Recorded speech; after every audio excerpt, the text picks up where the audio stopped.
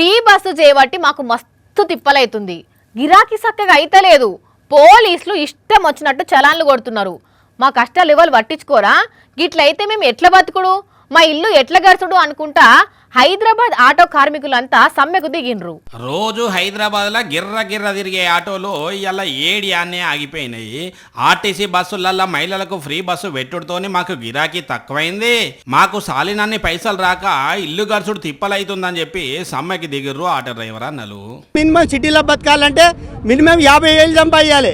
మా పిల్లల ఖర్చు, రూమ్ ఖర్చు అన్ని పోగా మాకేం మిగులుతలేదు. అంతేకాదు కొన్ని జిల్లా ఆటోలు రూల్స్కు బ్రేకులేసి హైదరాబాద్లో ఆటోలను నడుపుతున్నారు. వాటి మీద చర్యలు తీసుకోవాలని డిమాండ్ చేయబట్టిర్రు. डिस्ट्रिक्ट गाड़ी का परमिशन नहीं देना, हम सिटी गाड़ी चला दे मगर बाइक निकालो. ఇట్లా ఆటోలు ఆగిపోవడంతోనే జనాలు చాలా ఇబ్బంది పడ్డారు. కొందరు ప్రయాణికులు కొన్ని ఆటోలు మాట్లాడుకొని ఎక్కిపోతుంటే నడుమిట్లా ఇంకొందరు ఆటో డ్రైవర్లు ఆ ఆటోలను ఆపి ప్రయాణికులను దించిర్రు. దీంతో మస్తు కోపం చేసిర్రు.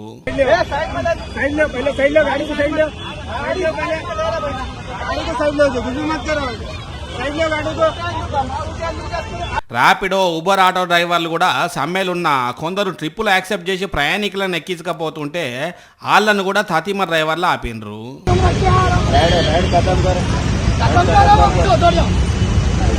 ఎక్కిన ఆటోల నుంచి పబ్లిక్ ను దించటాలకు వాళ్ళు లొల్లి చేసిర్రు.